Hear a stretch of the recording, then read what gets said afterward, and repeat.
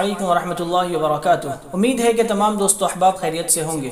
دوستو، آج کی اس ویڈیو میں ہم بات کرنے والے ہیں کہ ذی الحجہ کے ابتدائی 10 دنوں کے راتوں کی کیا فضیلت حدیث شریف میں آئی ہے۔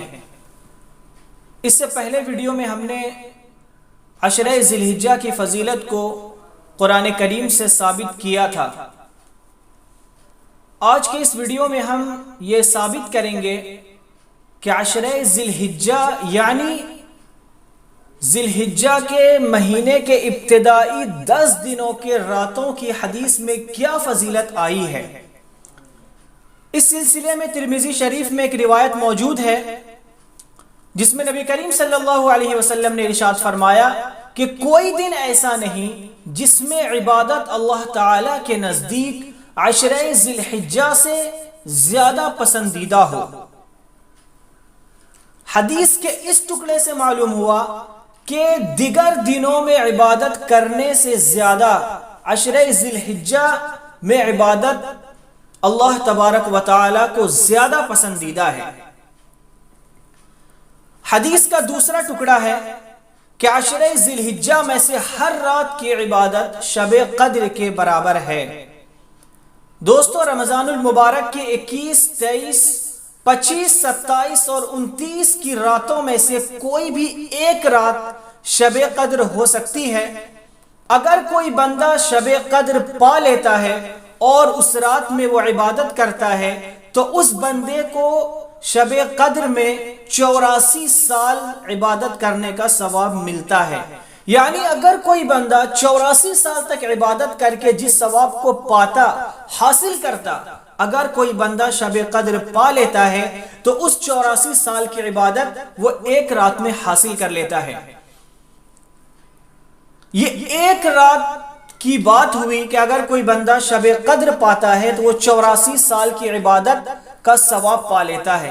لیکن عشرہ ذی الحجہ سے متعلق نبی کریم صلی اللہ علیہ وسلم فرماتے ہیں کہ عشرہ ذی الحجہ میں سے ہر رات شب قدر کے برابر ہے، یعنی 10 رات 10 شب قدر کے برابر ہے۔ اب آپ اندازہ لگا لیں کہ اگر کوئی بندہ ان 10 رات میں عبادت کر لے تو وہ کتنا ثواب پا سکتا ہے۔ اس لیے دوستو، ہمیں شب قدر کی ہر رات میں رمضان المبارک کی طرح نہیں کہ 21، 23، 25، 27، 29 میں ہی ہمیں شب قدر کی تلاش کرنی ہے۔ یہاں ایسی بات نہیں ہے۔ حدیث کے اندر یہاں موجود ہے کہ عشرہ ذی الحجہ یعنی 1 تاریخ سے لے کر 10 تاریخ تک کی راتوں میں اگر کوئی بندہ عبادت کا اہتمام کر لیتا ہے تو اللہ تبارک و تعالی اس بندے کو 10 شب قدر پا لینے کے برابر ثواب عطا کرتے ہیں۔ اب سوال ہوتا ہے کہ ہمیں اس رات کیا عبادت کرنی چاہیے؟ دوستو، ہمیں اس رات زیادہ سے زیادہ قرآن کریم کی تلاوت کرنی چاہیے۔ پوری رات جاگ کر عبادت کرنا مقصود نہیں ہے، بلکہ مقصد یہ ہے کہ ہم رات کا کچھ حصہ بھی عبادت میں گزار لیں۔ اس لیے ہمیں اس رات قرآن کریم کی تلاوت کرنی چاہیے جتنا ہو سکے۔ 3 مرتبہ کم از کم سورہ اخلاص کی تلاوت کر لیں، کیونکہ سورہ اخلاص کی فضیلت میں آتا ہے کہ اگر کوئی شخص 3 مرتبہ سورہ اخلاص پڑھ لے تو اسے 1 قرآن پڑھنے کا ثواب مل جاتا ہے۔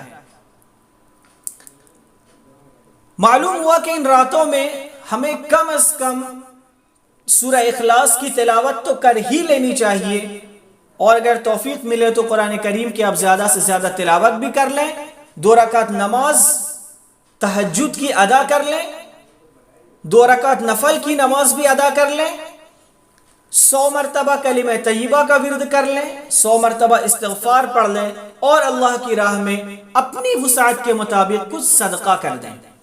یہ عمل ہم ہر رات بقرہ عید سے پہلے تک کریں۔ حدیث میں اس کی بہت فضیلت وارد ہوئی ہے۔ دعا کریں کہ اللہ ہمیں ان باتوں پر عمل کی توفیق عطا فرمائے۔